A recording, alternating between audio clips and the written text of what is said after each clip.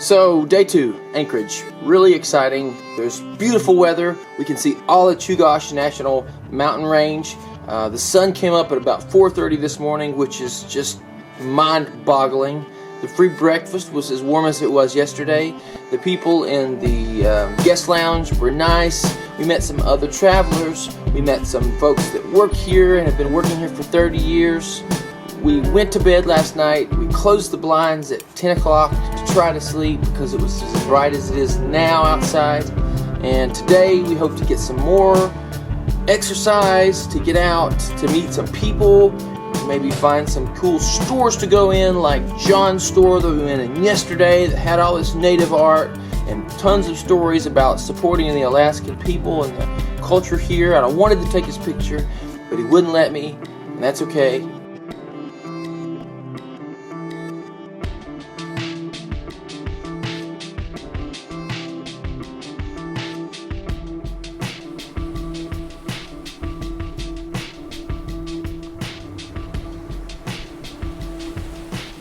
If you're looking for something truly authentic and Alaskan, stop in at Arctic Treasures in downtown Anchorage, Alaska at 4th and D Street and meet John.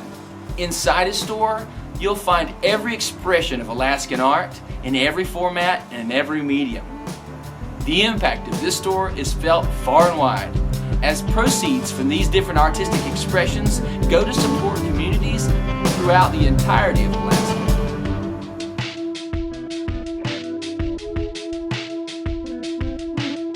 We're here just inside the lobby of the historic Anchorage Hotel. In 2016 marked 100 years that this hotel has been in operation. Its decor, hotel staff, and accommodations are second to none in Anchorage. And if you visit, this is where you should stay for a little bit of history. In addition to the history, it's steeped in folklore and in ghost stories about visitors that seem to never check out and also never pay to stay here.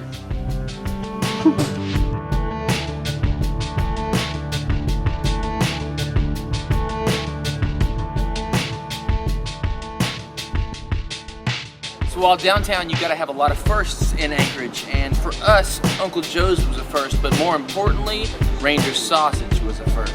They make great pie, they're really nice people, they got a great playlist, and I think they said they had something like 34 different pizzas in there.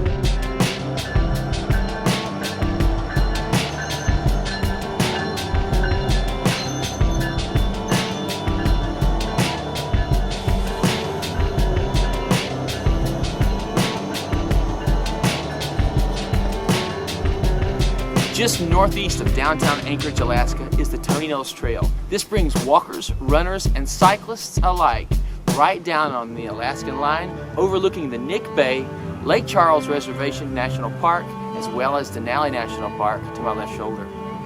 You can catch a glimpse of the Alaskan Rail, view some birds, or even catch a fish.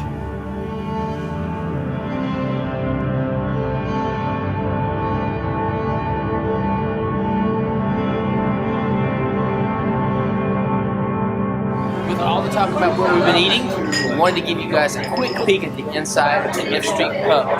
If you're under 21, you got to be in here with some family. But if you're 21 or older in Alaska, you can be in a bar, and this is some of the best food you're going to find.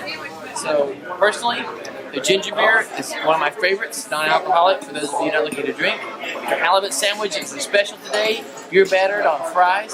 So, we'll get a quick look at what that looks like, and hopefully give you a report on what it tastes like. I love that street. It's one of my favorite restaurants in Anchorage.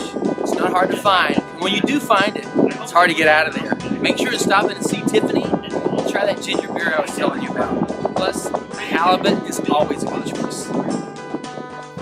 If you're in downtown Anchorage and you happen upon D Street, stop in and see Dale at the Chilkat Art Company.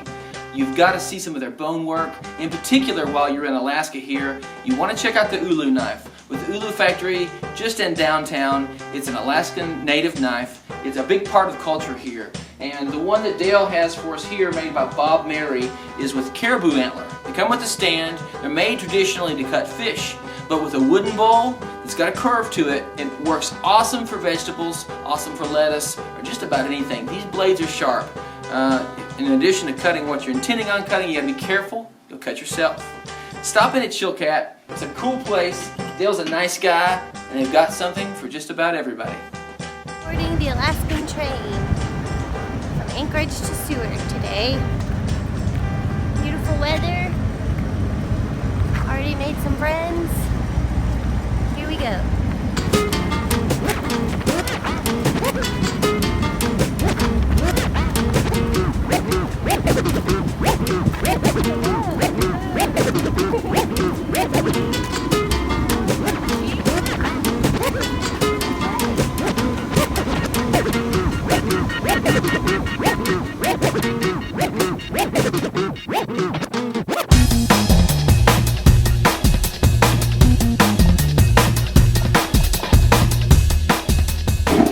Taking the rail line from Anchorage to Seward is something that's unexplainable. Seeing the mountains rise straight up out of the turning arm, eagles, the occasional bridge, and even doll sheep up on the side of the mountain.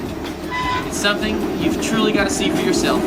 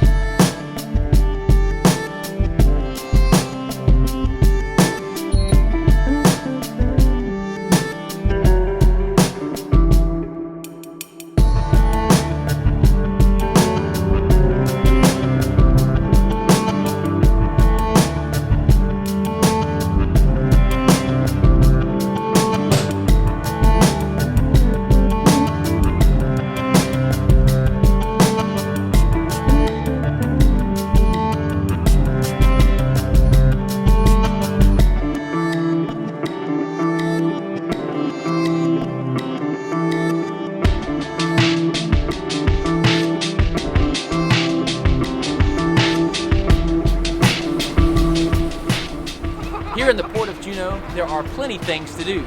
Behind me, you'll see our mode of travel is Royal Caribbean's Radiance at the Sea.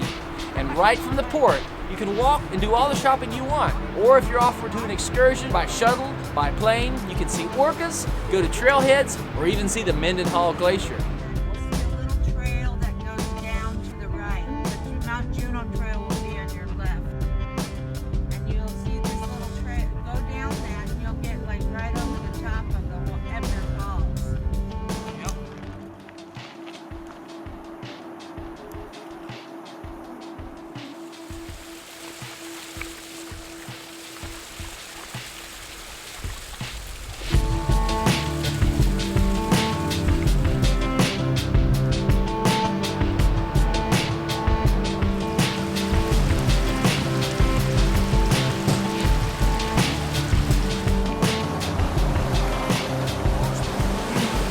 We're here at our first port of call in Juneau, and there's a lot to do. But if you want something that's inexpensive, take a $10 cab ride to Perseverance Trail. It's the oldest road in Alaska. It was used for mining, and a mile and a half in, you'll find Ebner Falls. Absolutely stunning.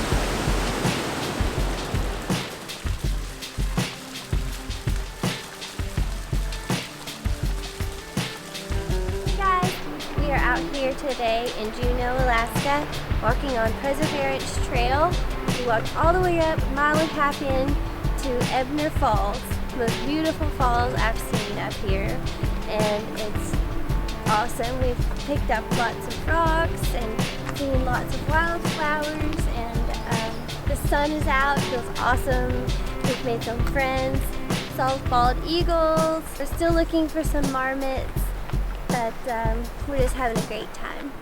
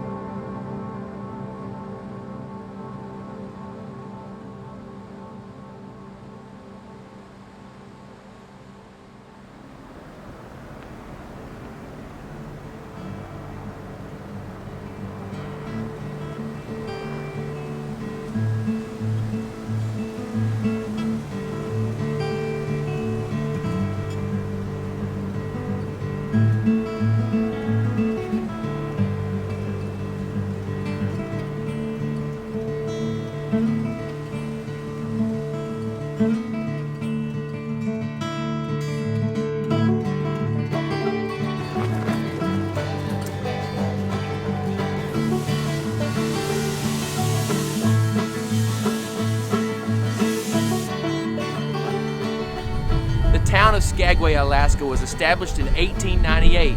It was one of the first incorporated cities in the state of Alaska, and because of the gold rush, there was a lot of settlers that came to stay here.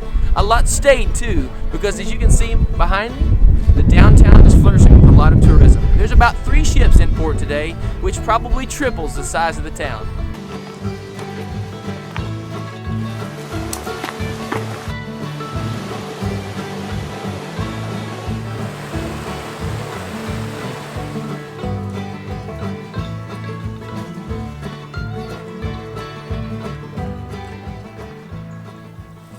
These wildflowers here are called yellow marsh marigolds. They're poisonous, right here off of the trail in Skagway.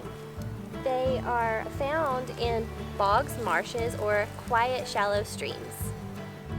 The town of Skagway, Alaska operates off of renewable energy. Behind me, the Dewey Lakes Reservoir Hydro System generates enough power to supply the entire town.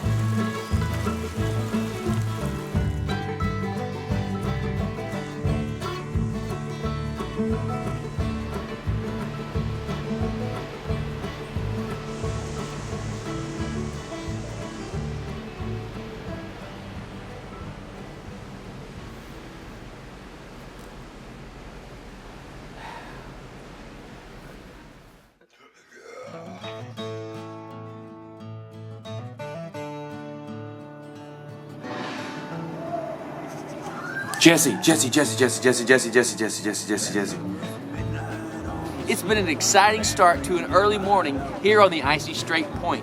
This is a privately owned island, and given that it's less busy, we've had a lot of orcas right off the side of the boat, so you don't have to necessarily take an excursion to have that whale wish you were hoping for. Now let's go see what we can't find on the inland. Titanic gonna gun its load, the captain hollered all aboard. Very Titanic, very well. 1.5 miles along the coast from the icy Strait Point is the town of Huna, Alaska. Settled in 1754, behind me is one of the 2 ports they have here. You may recognize this particular port as it is home to the show Alaskan Bush People.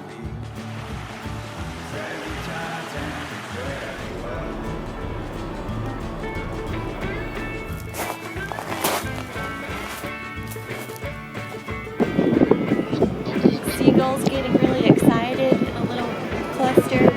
Just keep watching and you'll see giant humpback whales breaching and eating little fish and then splashing down. Well, Titanic came around the curve, she went and struck that big iceberg. Very Titanic, very well. Titanic was a sinking down, see them lights moves all around. Very Titanic, very well. So it was midnight on the sea, the band played near my balcony. Very Titanic, very well. Yes, it was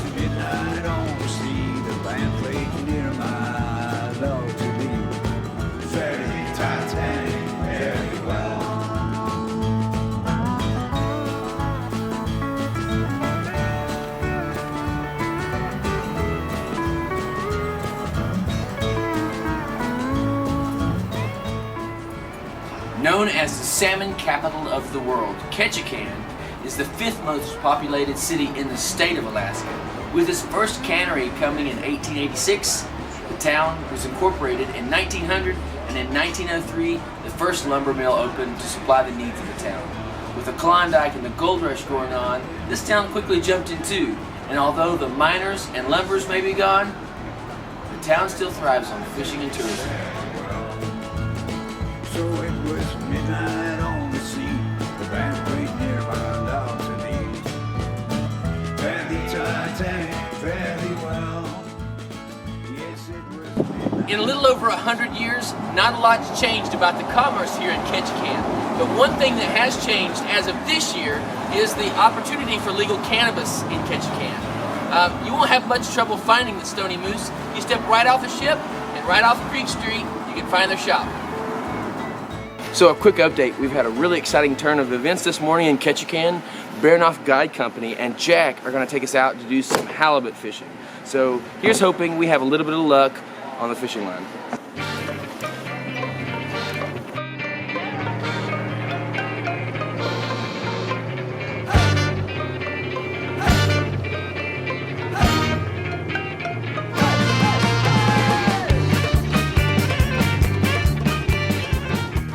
And when it's taken line, you're letting him wear itself out. Atta girl. Oh my gosh, stay down, stay down, stay down.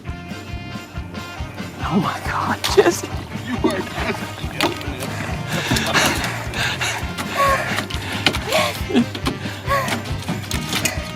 You're a champion. Make a good one. Thanks to Baranoff and Captain Jack, we caught this beauty today in Ketchikan.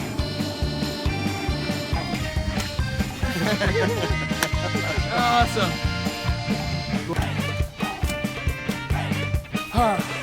It's exhausting, but so worth it. The end of May here in Ketchikan, we're out with Baranoff Expeditions, and I want to thank Jack for this awesome halibut. So we just got back from fishing. We're here at Thomas Basin, and thanks to Baranoff Fishing Excursions, we got quite a haul. These are really great halibut. You don't want your halibut too big because that means they're old and they may not taste as good. Plus, these guys give a hell of a fight. I want to say a special thanks to Tash Marie for hooking us up with Jack. He was a great captain.